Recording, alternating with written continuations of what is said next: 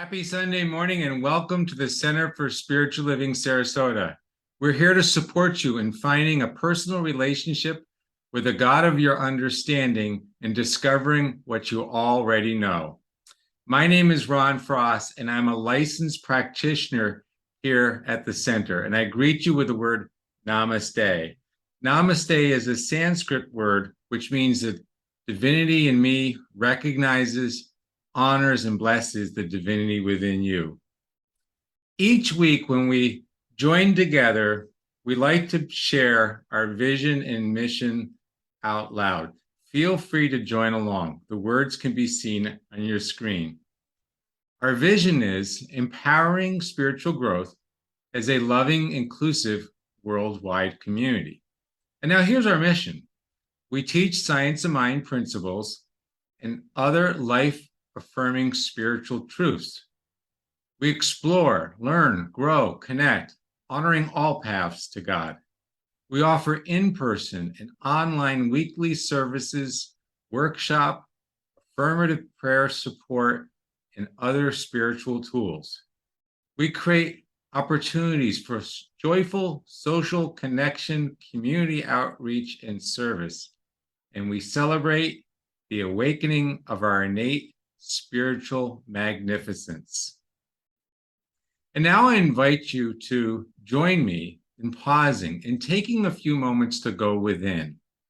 I encourage you to get comfortable, relax your body, close your eyes, and allow your mind chatter to slow down and your breathing to be gentle.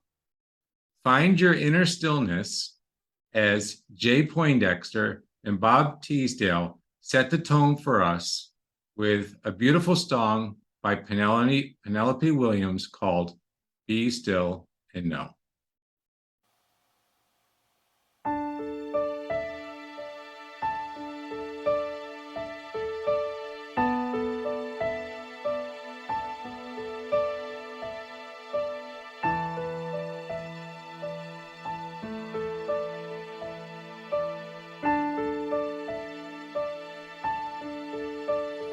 Be still and know that I am God. Be still and know that I am.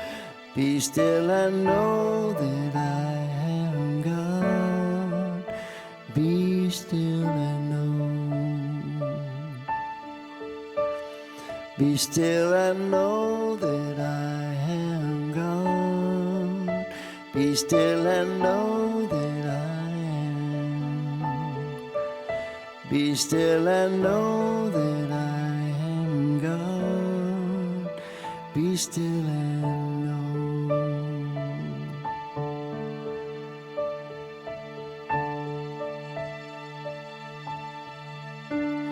Be still and know that you are God. Be still and know that you are. Be still and know that you are God. Be still and know. Be still and know that you are God. Be still and know that you are. Be still and know that you are God. Be still and know. Be still and know that we are God. Be still and know that we are. Be still and know that we are God. Be still and know. Be still and know that we are God. Be still and know that we are.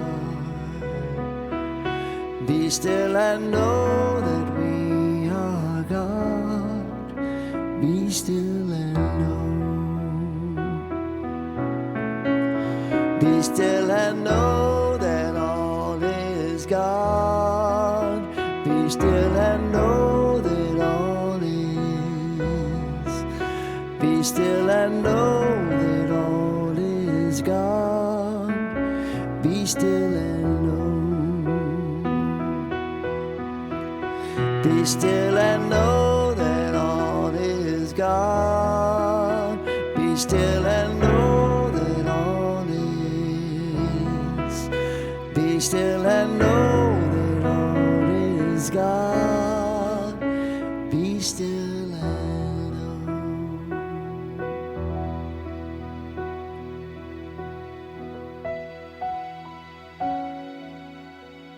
Be still and know that there is one divine presence, one infinite love beauty of the universe, one continuous, everlasting field of grace. Call it spirit,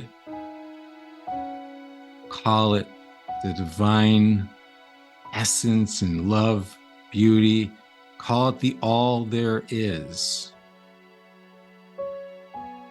Call it God. It is the only thing. Nothing exists outside of it. Nothing can work against it. And as it is present within all life, within all experiences, and within all divine expressions, it is therefore present within me, that I am one with this infinite, loving expression of God, and that it cooperates and operates within all activity of my life. It represents the health, beauty, and well-being and strength of my now moment. It is there for me, working through me, is all perfect experiences of grace, of ease, of well-being, of true potentiality, of creative expression, of fulfillment, connection, and joy.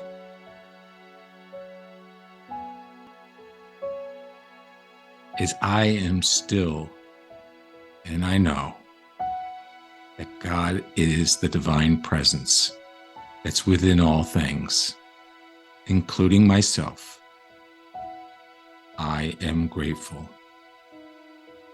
And in this gratitude, I surrender to the one thing, the only thing, knowing everything is perfect, in perfect order.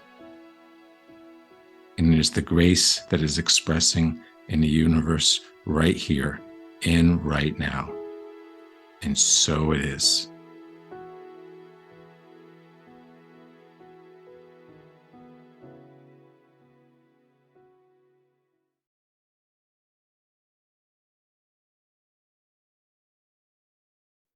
And now, once again, we're bringing back our spiritual director, Reverend Karen Wolfson, for the continuation of her message, The Agony and Ecstasy of Change. This is part 3.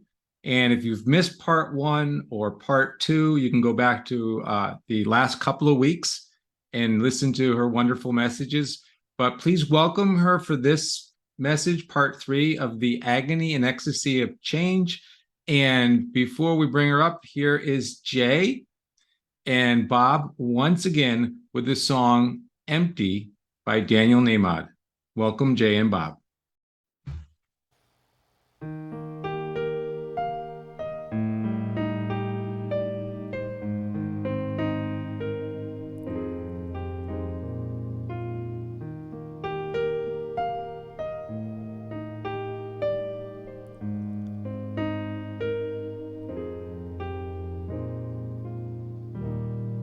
Nothing to say, nowhere to go, nothing to do. I have no promises to make, no one to know, nothing to prove. It's a strange sort of existence.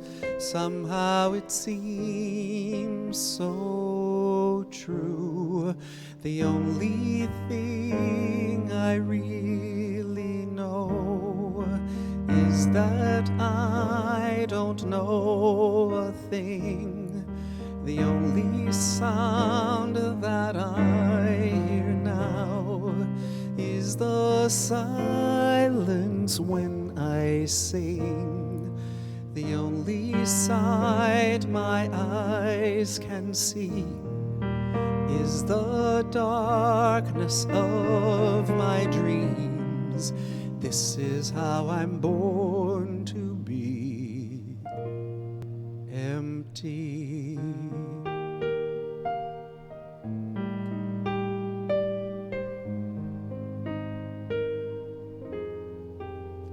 I know nothing is wrong, nothing is right. All is in all right now. Everything's gone, ambition and fight, no expectations at all. It's a new kind of intention, but somehow it seems so right. The only thing I really know is that I don't know a thing. The only sound that I hear now is the silence when I sing. The only sight my eyes can see is the darkness of my dreams. This is how I'm born to be.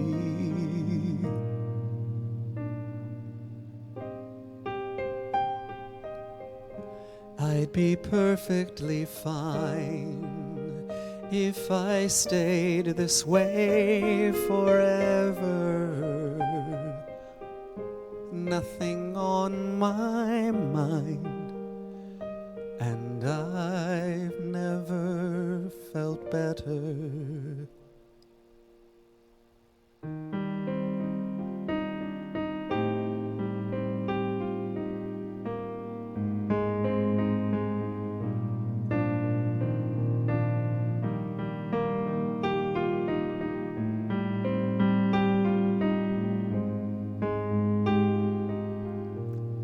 The only thing I really know is that I don't know a thing. The only sound that I hear now is the silence when I sing. The only sight my eyes can see is the darkness of my dreams. This is how I'm born to be. This is how I'm born to be. This is how I'm born to be empty.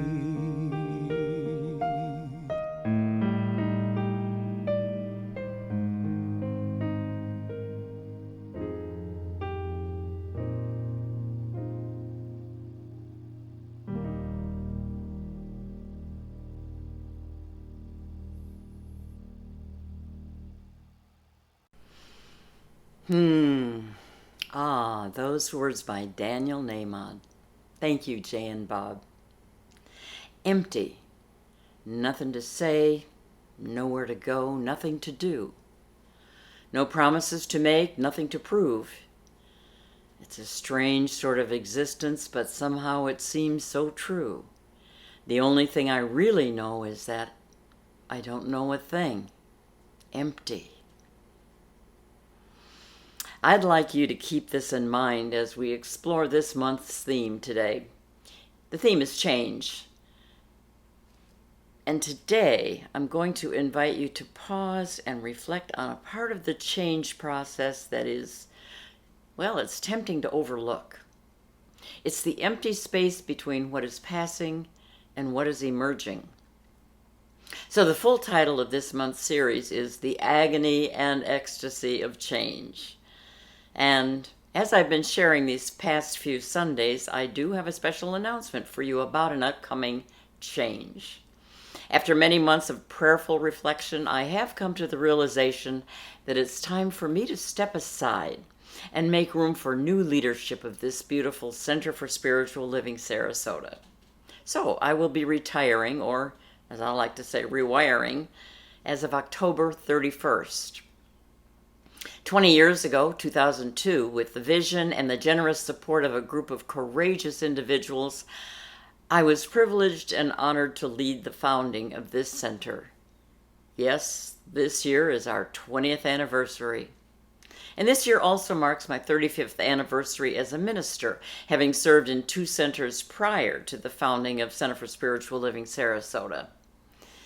So as we're finally experiencing a sort of resurrection after these past years of the pandemic, it is so evident that we are poised on the threshold of countless exciting possibilities. And I know there is perfect new leadership for this community as it moves into this next phase of expression. In preparation for this time of change, of course, our incredibly wonderful leadership team, the Board of Trustees, and supporting spiritual practitioners has been skillfully and thoughtfully working with me for the past several months with love and wisdom, guided by Spirit, to create a smooth transition process. They'll be providing you with more information as amazing things unfold here. So stay tuned for the adventure.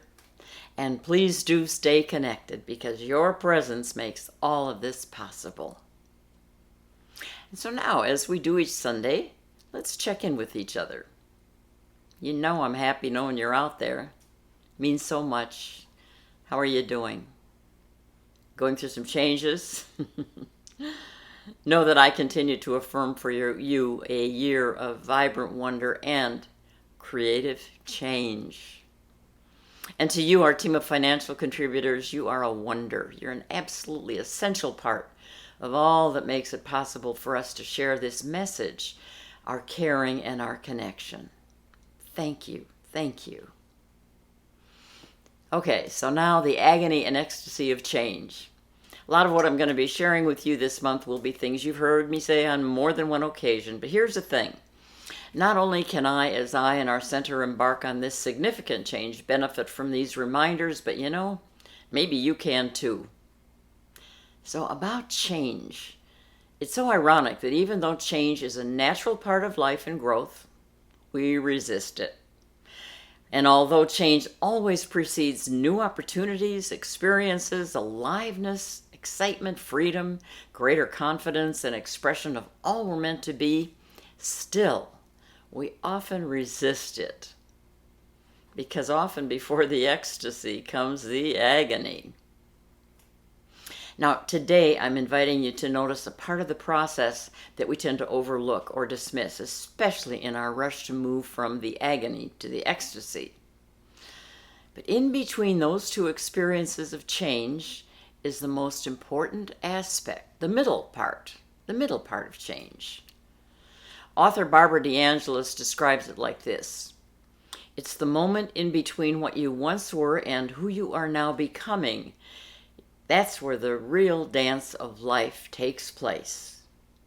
And it is in that neutral zone of change, that interim spaciousness, that all possibilities, creativity, and innovative ideas can come to life and flourish. Now, you may remember the book by Marilyn Ferguson many years ago called The Aquarian Conspiracy. Well, anyway, in it, she writes this. She said, it's maybe not so much that we're afraid of change, but it's that place in between where there's nothing to hold on to. like flying between swinging trapeze bars. Which reminds me of something that a man named Danon Perry wrote. He expresses this perfectly in his parable of the trapeze. So I'm going to share it with you here. Here's what he says. Sometimes I feel that my life is a series of trapeze swings. I'm either hanging on to a trapeze bar swinging along, or for a few moments in my life I'm hurtling across space in between those trapeze bars. And most of the time I spend my life hanging on for dear life to my trapeze bar of the moment. And that could be my career, relationship, where I live, way of doing something, or even a belief, a perspective, an opinion. It carries me along at a certain steady rate of swing, and I have the feeling that I'm in control of my life. But every once in a while, as I'm merrily or even not so merrily swinging along, I look out ahead of me into the distance, and what do I see? I see another trapeze bar swinging toward me. It's empty, and I know in that place in me that knows that this new trapeze bar has my name on it. It is my next step, my growth, my aliveness coming to get me.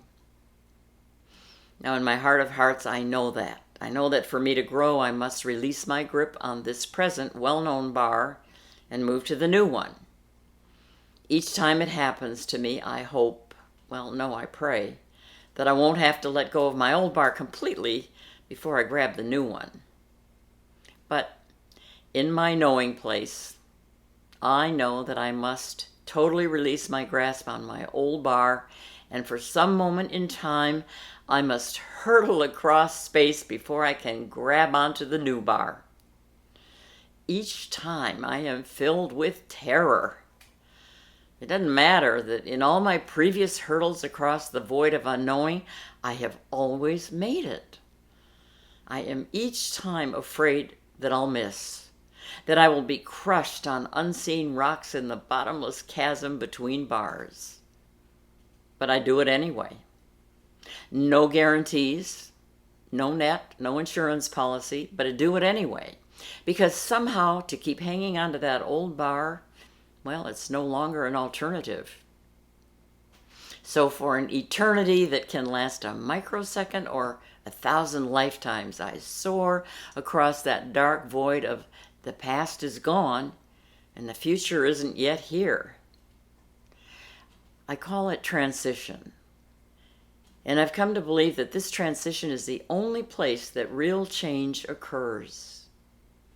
He continues saying, I have noticed that in our culture, this transition zone is looked upon as a no thing, a no place between places. But the void in between trapezes, those trapeze bars, is that just a scary, confusing, disorienting nowhere that must be gotten through as fast and as unconsciously as possible? Oh no. What a wasted opportunity that would be. I have a sneaking suspicion that the transition zone is the only real thing. And the bars, well, those are illusions we dream up to avoid the void where the real change, the real growth occurs for us. Now, whether or not my hunch is true, it remains that the transition zones in our lives are incredibly rich places. He concludes by saying, yes, with all the pain and the fear and feelings of being out of control that can, but not necessarily, accompany transitions, they are still the most alive, most growth-filled, passionate, expansive moments in our lives. They should be honored, even savored, giving ourselves permission to hang out in the transition between trapezes, the only place where change really happens. Now, I love this as he ends it. He says, it can be terrifying. It can also be enlightening in the true sense of the word, because hurtling through the void, we just may learn how to fly. We just may learn how to fly. Oh, thank you, Danon Perry. That's what I'm talking about today, the space between the agony and ecstasy of change. In that space, it's not about doing, It's about hanging out, paying attention to intuitive hints and nudges, new ideas and feelings, not trying to take action, grab the trapeze bar, and not overthinking or analyzing, but just being available to the vast richness of creative possibilities. The modern mystic Teilhard de Chardin said this about our evolving and changing. Trust in the slow work of God. We are quite naturally impatient to reach the end without delay. We should like to skip the intermediate stages. We're impatient being on the way to something unknown, something new. And yet it is the law of all progress that we pass through some stages of instability, and that it may take a very long time. Oh no. He continues, let your ideas mature gradually. Let them grow and shape themselves without undue haste. Don't try to force them. In this process, at times accept the anxiety of feeling yourself to be in suspense and incomplete. And he finishes by saying, give God, life, spirit, infinite intelligence, give God the benefit of trusting that it is leading you. Oh my, what wise and powerful guidance for us. But you might be feeling more like this, something that creators Kai and Fia Sky wrote. Sitting exactly in the place between where it's completely still and the place where everything else is falling apart, and life keeps nudging me, whispering, isn't it perfect? I'm trying to be polite, but I'm not sure I see it yet. This in-between space is called liminal space. And liminal space is where the magic happens. The word liminal comes from the Latin word that means threshold. And all of us have been in liminal space, not once, but many times in our lives. These occur at any point of transition. It could be when we're transitioning from one home to another, or from marriage to being divorced, or employed to fired or retired, from having children at home to being an empty nester, the end of one decade to the start of another. A loved one is gone from your life through death.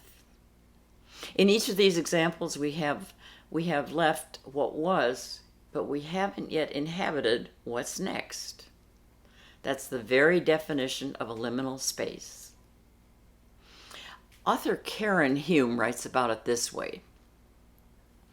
Liminal space scares us. When we finally do enter a transition, many of us will try to get through it as quickly as possible, leaping to what's next so we can feel comfortable and sane once again. But that's a mistake. Liminal space is where the magic happens. Now, in preparing for this message, I happened to discover a brilliant man named William Bridges, who has done extensive study and work around the topic and experience of transition, of real change, both for individuals and organizations. Recognizing that this process is so much more than simply a move from one status to another. The work of real change, he points out, has 3 parts: beginning, middle, and end. See, something ends and then something begins, and then there is that middle part. And to make things interesting, of course, these parts overlap. Inhabiting the middle zone, though, is the crux of transition, the liminal space. Bridges speaks of this as a time of chaos, as that state of pure energy that is experienced either as a jumble or a time of empty nothingness that makes us feel out of control and a little crazy. Now, this is crucial to recognize. Though liminal space can be terrifying, it is also full of creative potential. It is a time of possibility. But liminal space requires that we be willing to live with the ambiguity of not knowing what's next. Now, here's a perspective that can help us when in that liminal space. It helps me. The poet William Blake observed, "In the universe, there are things that are known and things that are unknown. And in between them, there are doors. Doors." Sister Joan Chittister is someone I admire greatly. She's an American Benedictine nun. She is a brilliant and prolific author, having written more than 50 books. And she's a voice for contemporary spirituality. And one of the books she wrote is profoundly wise, and it's about this journey. The title is Between Dark and Daylight. I know many of us have been there. And she writes in this book with such deep feeling about change and the loss that's part of it. She says, "Experiencing great loss can catapult us into such darkness when it seems that the lights go out, feeling untethered and unprepared, stranded in smothering nothingness." Reminds me of this. Have you ever been in a room that's totally dark, like in Florida during a storm when the power goes out at night? That is dark. And so she goes on and she describes this. She says, for a moment you lose your bearings, your orientation. It can feel like that. And Sister Joan continues, "The dense darkness of loss seems to render our internal compass useless. In this darkness, we want light, not shadow. We want certainty, not questions." I can relate. And I can relate to this next part where she says, "In that place, I suppose we talk about faith, but at this point, we cannot tolerate the thought of it. Where did our feeling of self-confidence disappear to in the midst of this emptiness? Just so recently, life was clear and vibrant, and today, it's endlessly bleak. Who am I? Where am I going? When will this be over? How can I get out of this cavern of darkness? We think there is no light here. But," she says, "we think wrong. In this space, this place between dark and daylight, it is not a call for the discovery of data, of facts or answers, but a call for contemplation of possibility." Well, isn't that what we do with affirmative prayer or spiritual mind treatment? We contemplate possibility. And furthermore, hear this. She goes on to say that there is a light in us that only darkness itself can illuminate. Darkness is a mentor of what it means to carry the light we ourselves have brought. That's very much like what Dr. Ernest Holmes, the architect of our teaching, refers to when he talks about our inner light. He says it this way. He says, "The light of heaven shines through you and illumines your path. There's a lamp within you that's already lighted." Sister Joan says about that light, she says, "The light we gain in darkness is the awareness that however bleak the place of darkness was for us, we didn't die there. However bleak it was for us, we did not die there. We know now that life begins again on the other side of the darkness. After the death, the loss, the rejection, the failure, life does go on differently, but life goes on. We rise to a new light, calm and clear and confident that what will be enough for us."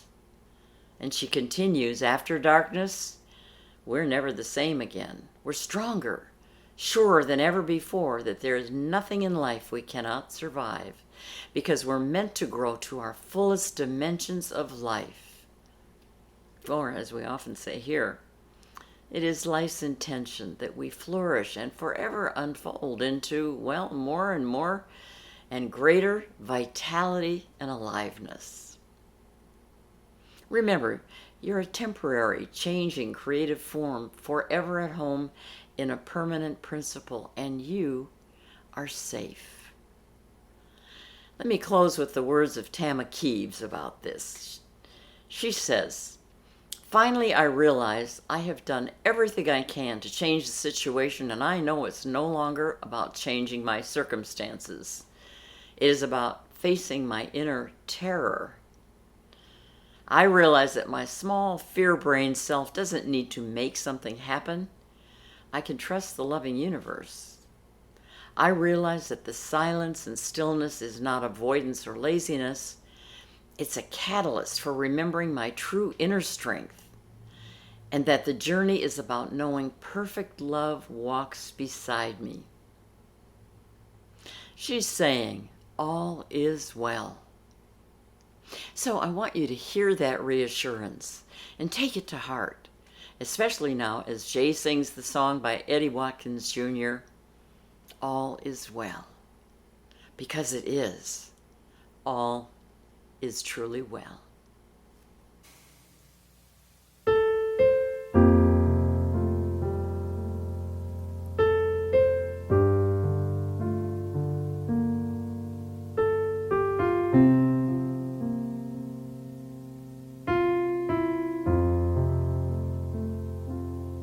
All is well. I can rest. I am safe. All is well. All is well. I can rest. I am safe. All is well. All is well. All is well. All is well. All is well. All is well. I can rest. I am safe. All is well. All is well. All is well. All is well. All is well. All is well. I can rest. I am safe. All is well. Thank you, Reverend Karen, for that wonderful message. And thank you, Jay and Bob, for wrapping it up with that great song, All is Well. Here at the Center for Spiritual Living, Sarasota, we want you to know that we are available to support you in knowing the power and presence of your spiritual essence. We offer support through prayer, inspiration, encouragement, and opportunities for virtual community and connection. And we really appreciate your financial gifts in support of us so we can continue to offer our support to you. Now, there are 3 simple ways to share your gift. On your screen, you'll see our website where you can select the donate button, which allows you to contribute via PayPal or credit card. Or you can mail a check to the address shown on our website, or set up automatic contributions through your own online banking. Our website is www.cslsarasota.com. And now I invite you to take your virtual gift in your hand and place it over your heart, blessing it as you share it, and know with me, my gift goes forth to heal, to bless, and to prosper. And a divine flow returns it to me multiplied abundantly. And now please join me in our offering affirmation which is shown on your screen. I give thanks that I may share of my good, my love, and my support. Thank you so much. Would you like prayer support? Do you have a prayer request? Well, on our website, www.cslsarasota.com, notice the green prayer request button, which allows you to send your prayer requests. Our 5 licensed spiritual practitioners are Kathleen Frankert, Nicole Leeds, Sean Scanlon, Jim Grove, and myself. And we stand by ready to know and affirm spiritual truth with and for you, no matter what the situation. And did you also know that these gifted practitioners are also available for spiritual coaching sessions by appointment? These offer the opportunity to explore a deeper understanding and practical application of the spiritual truth that eclipses your problem or challenging issue. For more information, check out their webpage, which is at our website by selecting the staff button, the staff tab on the left, and then selecting practitioners. Would you like news of upcoming events? Sign up for our weekly e-newsletter here on our website, and also check out our Facebook link. Now, I have one announcement. So popular, every Wednesday from 7 to 8 p.m. are our spiritual living circles via Zoom, and they're open to all. They're facilitated by spiritual practitioner Jim Grove, and this is a great time to connect in community. These circles are informal, inspiring, thought-provoking, and most importantly, they are free. Email Jim Grove at this address here on your screen to receive this week's Zoom link and discussion questions and copy of the Science of Mind article to be discussed. And now, as we conclude our sacred time together, let us set the intention to move forward into our day and week ahead in peace and in love. And I invite you to now join in singing our closing song, Let There Be Peace on Earth. The words will be on your screen. Thank you for being with us, and have a wonderful week, everyone.